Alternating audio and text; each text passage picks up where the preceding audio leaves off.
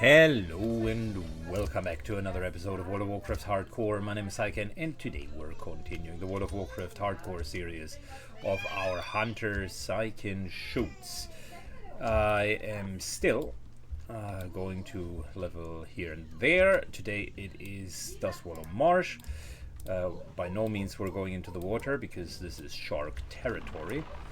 But we're moving all the way up to here. Getting the spices there. Might go for the missing diplomat as well. Oh, and I remember those tortoises had super high AC. So yeah, they take a while to get down.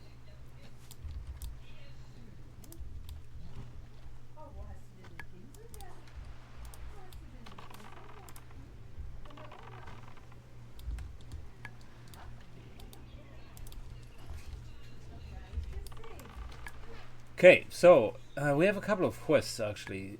We got Soothing Spies, Orc Report, we got an escape quest here, Large Slunge, which we need to take in order to go up there for the Murlocs. So a bit of an adjustment of plans, I should say. We're going to take as many turtles as we can down here. Turtle meat we can use to level our cooking. But then we're going for the missing diplomat into the forked mudrock tongues. And then all the way up here, taking both of the quests. Gotta be a bit careful with our pet Tensa. Don't let him die. Then we're just picking up all of those quests, do this and go back. Easy enough. Easy enough. How's the quest log looking? Yeah, well, I mean, we can delete a couple if needed. Okay, so first quest, the missing diplomat. That's an interesting one because that's the last step of the missing diplomat quest that I can do. Afterwards, the next step will PvP flag us, and there is very much a known griefer that is waiting for hours at end to get to people that are PvP flagged as a high level rogue, and then basically killing them. Good. Missing diplomat, we will trade in the last step. Next trade in is, I think, here. That's where you see that death spot. That is just purely PvP death.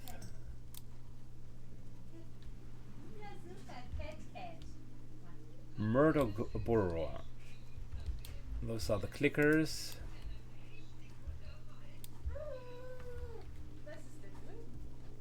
Yeah, they might still be a little bit too high for us. 39, unnecessarily high. We're going to leave that quest until one level from now. Let's just pick up this quest, that quest, and then we're going up there. Okay, so in anticipation of these quests here, Soothing Spice I already brought with me. There you go. And then we got another quest line.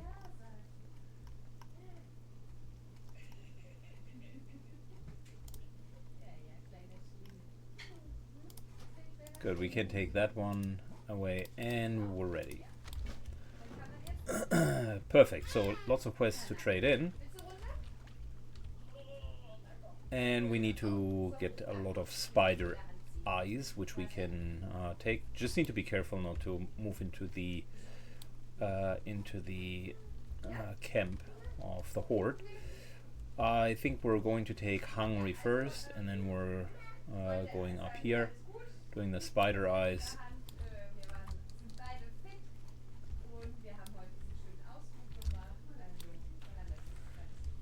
And then we're going to do the escape quest. That's pretty much the plan. Good, so we moved all over. There are a couple of like bonus quests.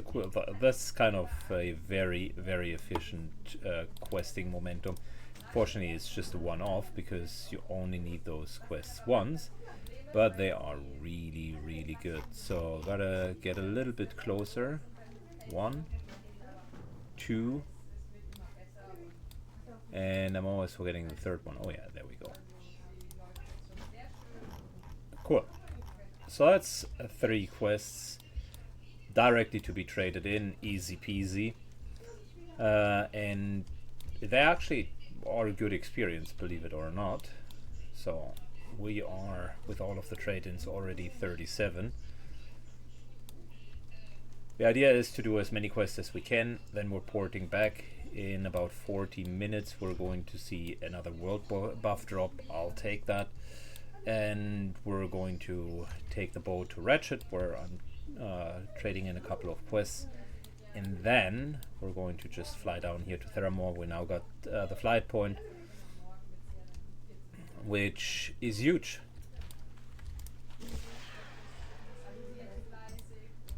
So Lard, our good buddy here, has lost his lunch, and we need to help to get that back to him. He eats murlocs, which just happens to be a great coincidence, because we need to kill said murlocs. Running around all of that hill, that's a nice line of sight vision barrier, because behind that hill we're having the Horde base camp. Of course, needless to say that we do not want to step into that.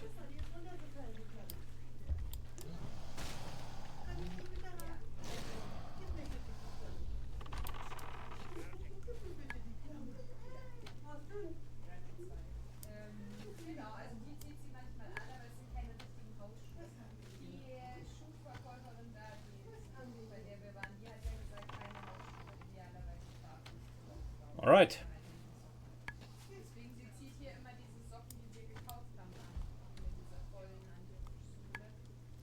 So I'm carefully maneuvering around it. This way here would lead directly into the Horde camp. You can see the little braziers there, and that's where the non-elite high-level guards are. So we're going to leave all of that behind us, because we just want to go to the spiders. Spiders are an interesting bunch as well, because they do have a crystallizing or paralyzing poison. So if you're not careful, that can actually spell immediate doom. But luckily we are careful. Unluckily for us, I mentioned it a while ago, I personally don't like this zone a whole lot. Just because the trees are always in the way, and I think you could have achieved the same flair without just completely making it unpractical to rotate your camera. It is a difficult place without nameplates, because all of the alligators are in the swamp. I really like that part of it. It gives it kind of a real dreadful environment vibe, and if you're ever playing it without nameplates, then you're up for rude awakening, because these these alligators can hide super well. On top of it, you do have invisible spiders running around, so it's kind of that nightmarish swamp landscape that you see in folklore novels and so on. But none of those folklore novels tell you about the trees that are always coming in the way and that make it completely impractical for you to play. So that's my criticism, and unfortunately I never really fixed it. I do understand that earlier in the game development they needed to be a bit careful of the loading capacity. So what you're seeing is actually kind of all of this here is a texture. It's a bit see-through, but it is generally a texture, and this is just a round object with 4 or 5 points in it, which is also why they look so cornery, for the lack of a better word. Same here with the trees. They are not actual round trees. Many of them are just textures. But yeah, the problem with textures is they tend to stay in the way, even if you want them to move away.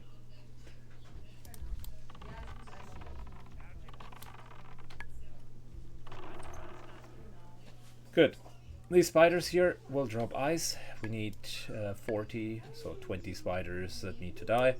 The outside ones only have deadly poison, and the inside ones have paralyzing poison, which is the worst version of it, but apparently I was wrong. It's more than 2 ice per spider.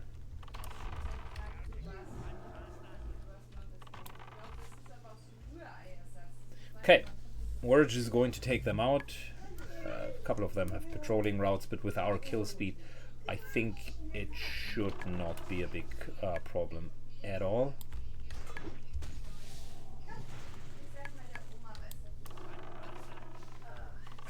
Oh, there's another spider. Just gotta be careful that we're not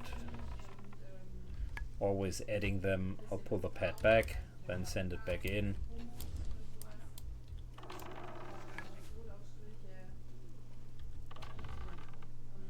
Didn't have enough to heal it.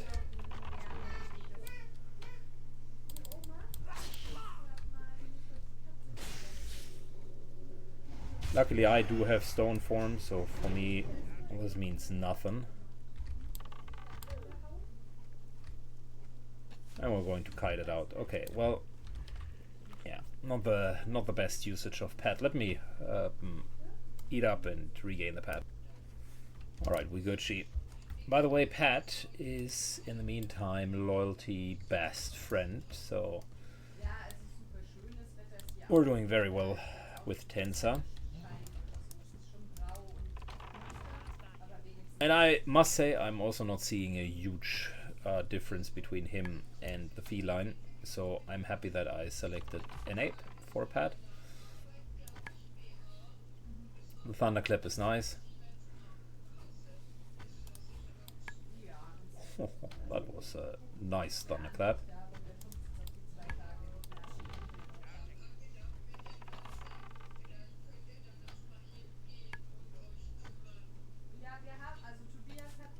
Good. So what are we going to do? We're selecting, collecting the rest of the eyes. Should be good.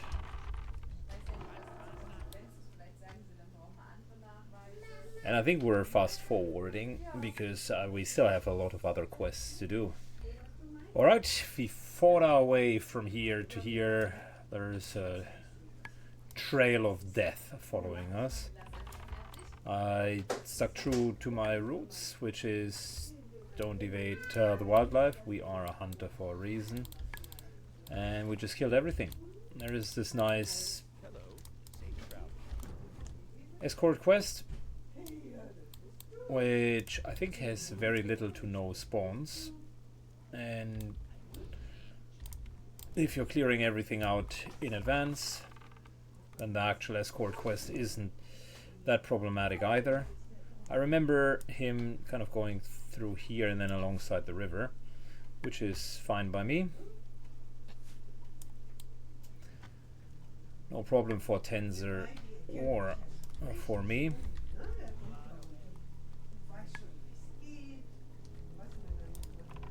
And yeah, that's really how I move through the landscape, else more off camera as well. Something is in the way, we're just attacking it. The hunter kills are typically so fast and takes very, very little resource damage or resource drain from it, that you might as well just kill everything. And the XP is really nice on top of it, so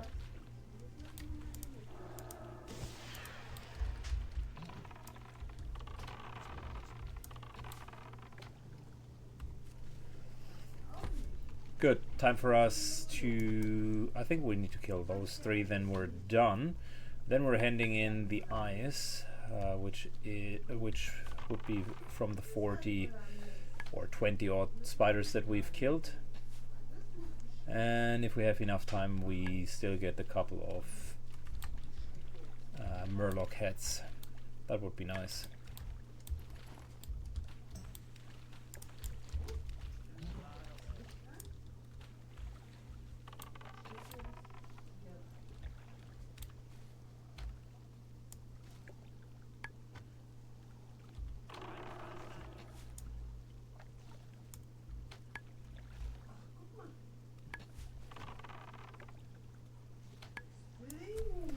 Okay.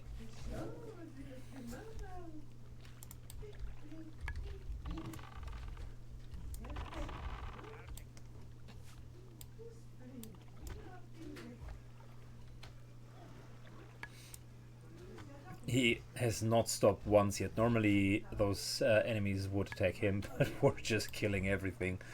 And he's not reacting to our pet. A ding, yet another level. Nice, getting very close to that sweet, sweet level 40 mark. A mount would be so awesome. I think we're more or less done here. Unless there's a hidden spider somewhere.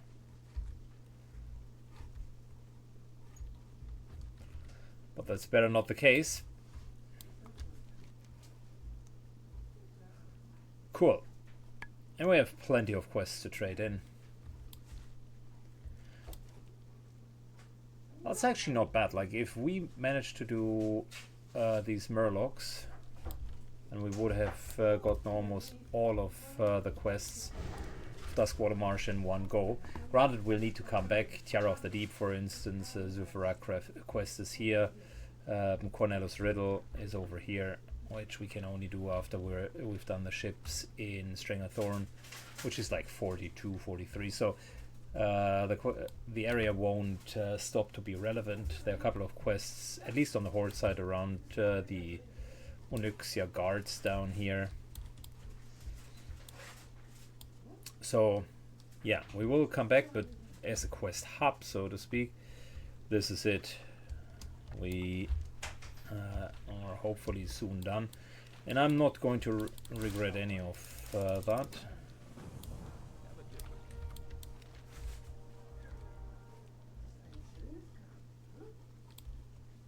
He wants his blade, which is like where?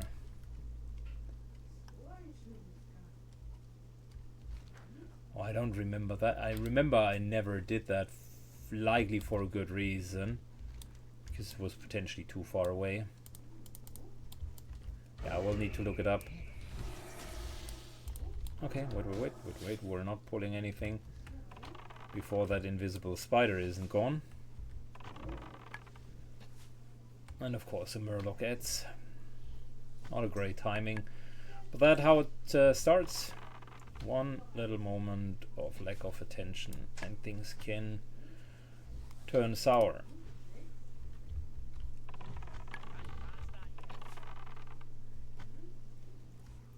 Also need to feed Tenza because he is a little bit grumpy. Needs to fight the entire day. Doesn't get any food. So we'll give him his delicious cave mushrooms.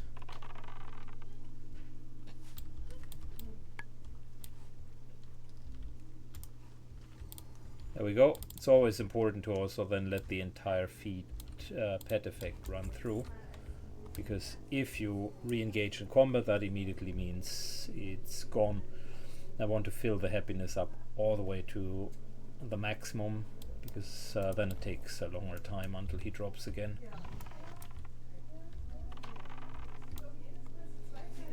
Great AoE farming spot for mages in and around the levels here.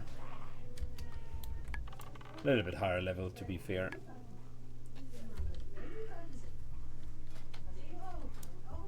Wow, we're really leveling fast with this character. It feels almost effortless. Hard to imagine how you die if you're paying somewhat of attention during the leveling process as a hunter, because you have so many tools to circumvent that. Okay. Well, yeah, maybe it's the typical way, like getting overconfident and then just essentially getting overrun by 3, 4, 5 mobs. But like, compared to, for instance, Shaman leveling experience, where you really wanted solo pulls all the way and you couldn't really deal with multi-pulls very well. I remember one particular time in my Shaman playthrough in Tenaris, where I had a triplet pull that could not be avoided and I needed to do it in order to get the quest done, and holy smokes. It took a while to get 3. Granted, they were a little bit higher level than I was, but even like buffed and with a reasonable good tactic, it still was difficult. On the hunter side, I mean, if I do a triple pull, it is okay, whatever. On even level mobs, that is sure, sometimes it's a bit problematic, but like nothing that a single potion or just a little bit of focus couldn't fix. And mind you, if I'm full on resources at the beginning of the pull, it's very easy to get like 3 down. They're just dying too fast in order to be a real threat. So anything sub 4 or even 5 mobs isn't really going to kill you unless you're really low on resources. And with the shaman it was completely very different. You just didn't have great crowd control tools. Your Earthbind totem, in comparison to the freezing trap that you could put down here, was laughable. I mean, don't get me wrong, Earthbind totem, Stoneclaw totem, still good combination for a bit of crowd control, but it is certainly not going to keep the mobs just out of combat for a long period of time, unless you're going for consumables like sleep dust or mind control cap, something along those lines. The normal shaman kit just didn't have a lot to deal with it. The answer from a shaman was always, well, then you just need to burst harder and basically kill the mobs faster, then you wouldn't have those problems, eh? Okay, here I can showcase what I mean. We started with 80% pet health, 30% or 35% mana.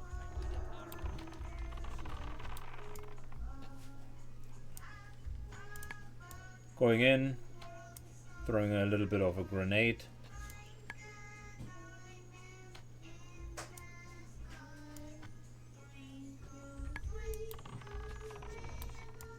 Pet is still healthier than kind of the threshold where you really need to heal it. And we're at 20% mana, so we lost like 15% mana and 60% of a pet health bar, and we killed 3 equal level Murlocs. Casually, mind you. Not with like super crazy maneuvers or glitches. Yeah, definitely a difference in the leveling experience, specifically multi-enemy. Anyways, fast forward. I will need to grab a couple of buffs and also go take the world buff soon. Alrighty, we're back and we have already traded in quite a few of the quests. There we go, fantastic. Even got a nice little consumable for a difficult situation.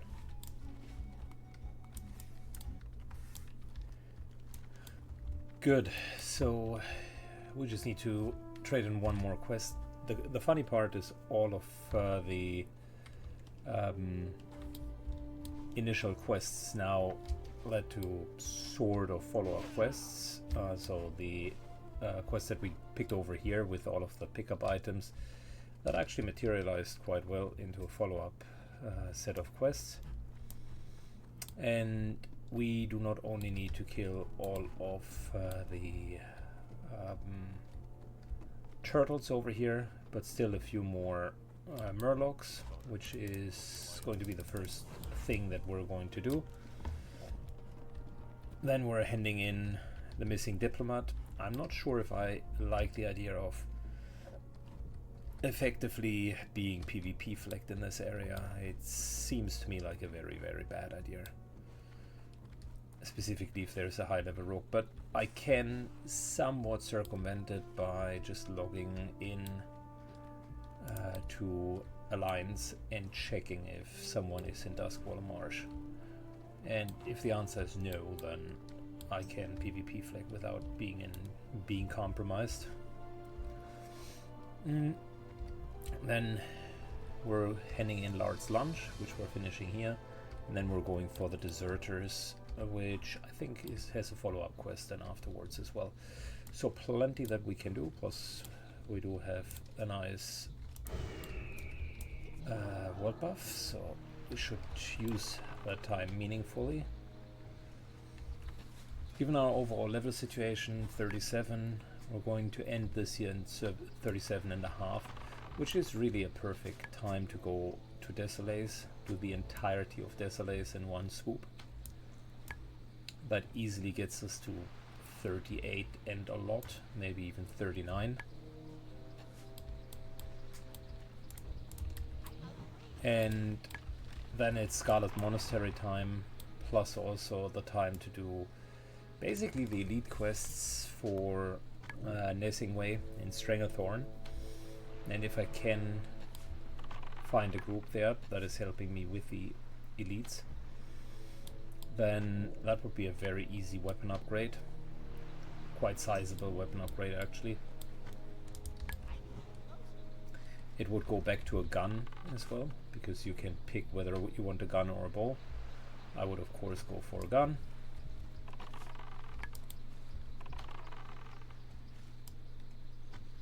So yeah, I mean, that's the rough plan.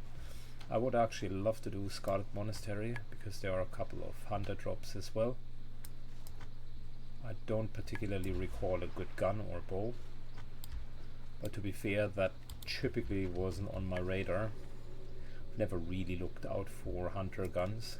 I would need to actually look up where the BIS weapons in the dungeons can be found, and so far it never has been an issue.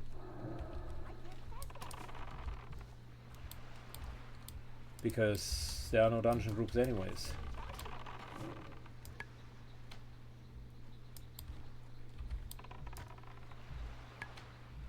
Alright, I'll just plow all the way to the Murlocs, and we're continuing there.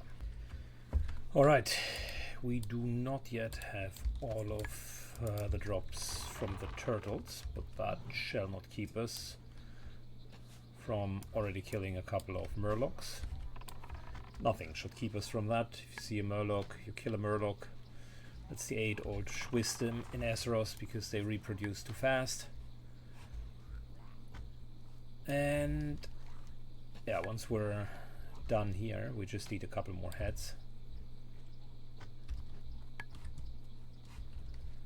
Then we are going to get the last turtles, because I certainly don't want to go back to that beach.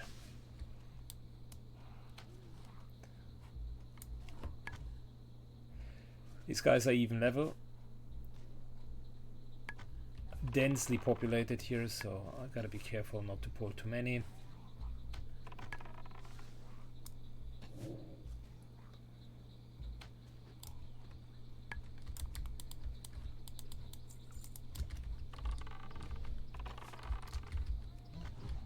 That's at least a triple pull.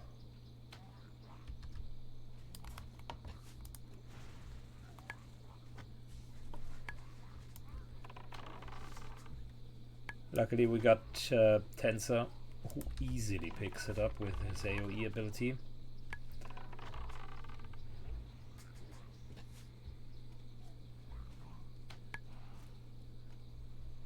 Not a triple pull, one of them didn't add, but it ended up being a double.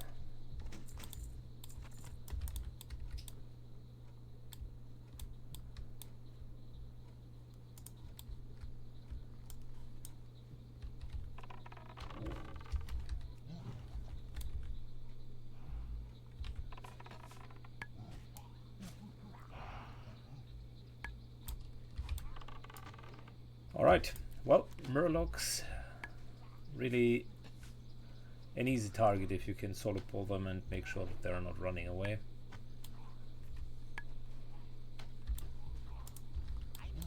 Which we don't have a problem here, not yet at least.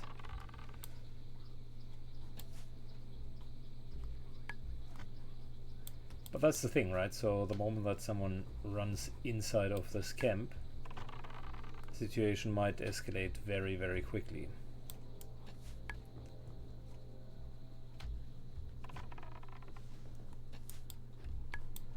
Okay, we just need one more Murloc head and we're done. And that was not it.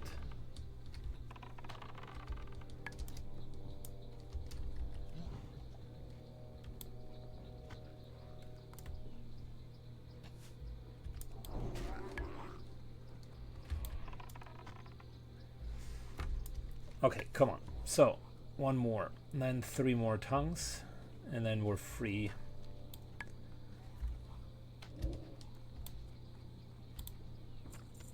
There we go. Turn around, immediately go for the remaining tortoises. Once we got them, trade in here. Matter of fact, I think there's a trade in here even. Then trade in here, trade in here, trade in here. And done with the location. Or almost done. I think the missing diplomat has a couple of follow-up steps. Let's check. Yeah, 2 more. Alright, little change of plans. We're going to trade in the quests first, because if I'm getting flagged here, I want to go back into Theramore Isle, where it is very, very unlikely that an enemy will find us there. Just wait out the 5 minutes and be gone with it. But that's better when I'm coming from the east and walk towards the west, and not when I'm here and then need to trade in even further quests. So Lard here wanted us to kill Murlocs. We happily complied. 11 strength is actually nice, but we do not need it.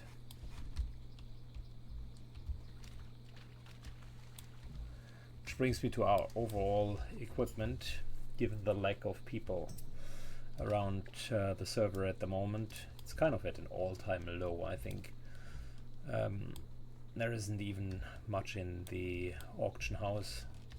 I'm using the time to just sell stuff in the auction house, because not a lot of people are doing that, and you get relatively high prices. But then again, you never know if it reverts at some point.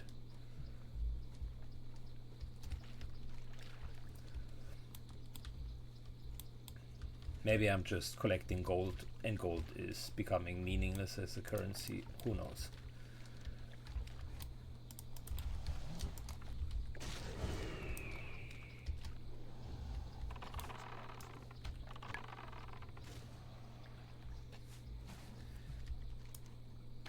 Good. We're going to the deserters, which is at another tower right down there. And it includes a little bit of fighting as well.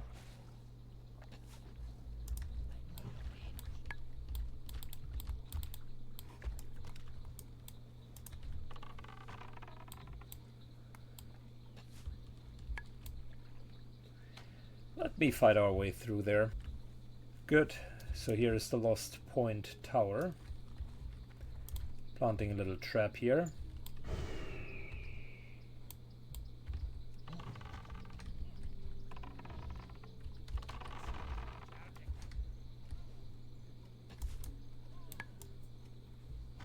And base Jackin is the deserter, or at least he leads the deserters. We don't need to kill him, we just need to scare him. I vaguely remembered he had ads, but it seems that I was wrong.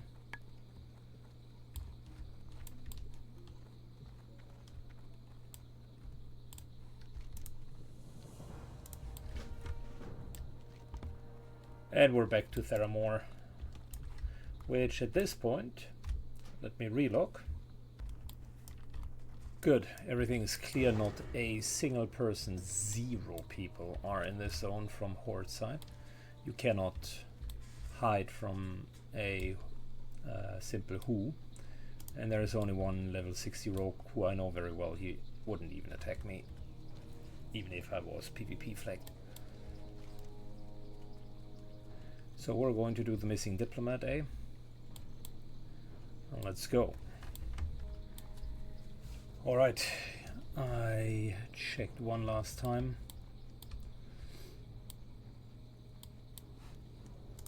Pretty ready. Got a couple of layers of protection. Got Light of Loon in case something really goes wrong. And yeah, that's the first time that I'm actually doing this quest. On hardcore, they should have fixed it and it shouldn't PvP flag you. That is stupid to begin with, but It's a very much known situation.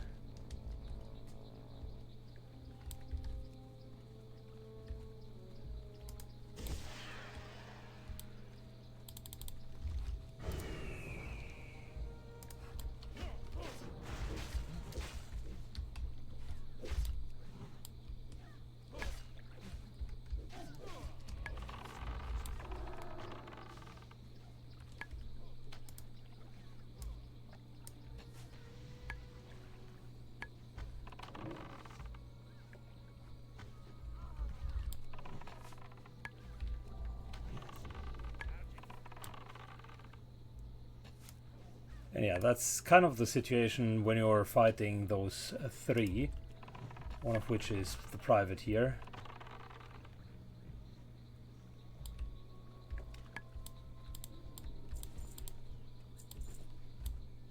I'm not PvP flagged.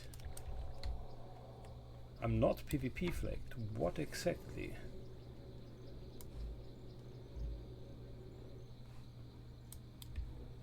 That is new. He used a PvP flag, definitely.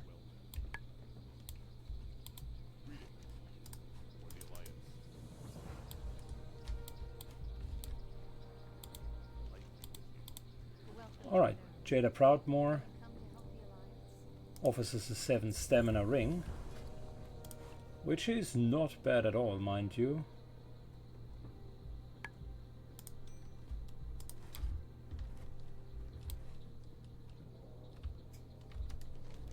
Okay, it worked.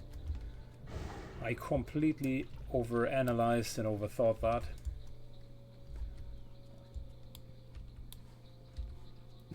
Okay. Yeah, well, lucky me.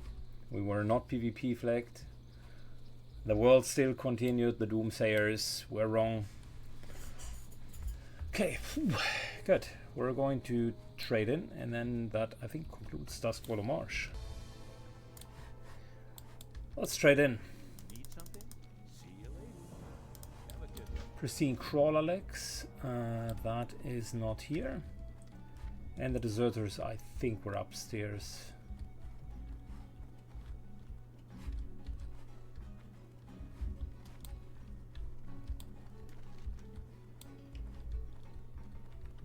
Ah, that was just the Venom, never mind.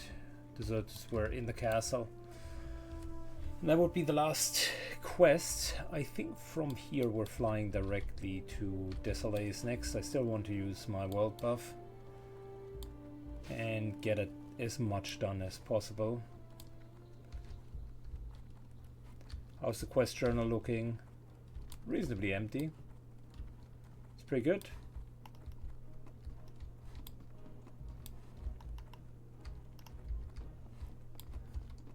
Lots of String and Thorn quests still in there, which is normal. And there's another one done. Cool. Well, that, ladies and gentlemen, is Duskwallow Marsh. I enjoyed it. Also the little thrill of doing the missing diplomat quest, which used to flag you for PvP. Today I found out that it doesn't. And mind you, the reason why nobody would find this out is because normally people just know it does flag you for PvP and no one is dumb enough to try. So that's why that information potentially has been borrowed under, I don't know, a blue post somewhere. At least I haven't had an idea about it. Cool, let's see it. See you on the next episode. Bye bye.